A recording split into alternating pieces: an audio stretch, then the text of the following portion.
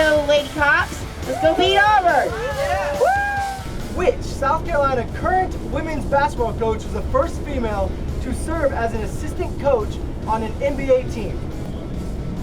You got it. Lisa Boyer, that is correct.